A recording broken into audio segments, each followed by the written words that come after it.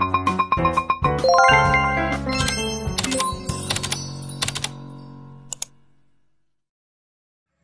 guys, ngayon nga pala ay maghahanap tayo ng some people na interviewin about sa disaster. Kung anong ginagawa nila bago, habang at pagkatapos ng kalamidad. Tara, hanap na. Hi guys, kasama nga pala natin si Ate Gisa. Siya ang napili kong interviewin about sa bago, habang at pagkatapos ng bagyo.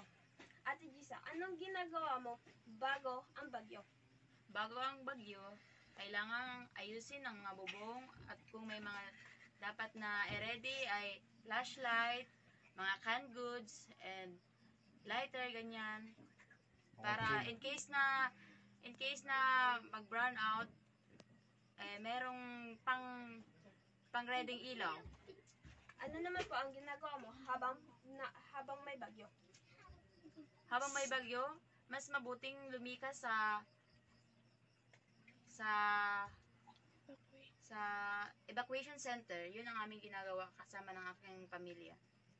At ano naman po ang ginagawa mo pagkatapos ng bagyo? Pagkatapos ng bagyo, nagkukumpuni kung may mga nasirang bubong, ganyan, nagdiligpit ng mga kalat, yung mga dahon sa paligid, mga puno na natumba kung may mga puno, at nagre-report sa barangay. Halimbawa, nag-iikot din naman sila kung halimbawa may nasira sa mga pananim mo para sa kanilang record.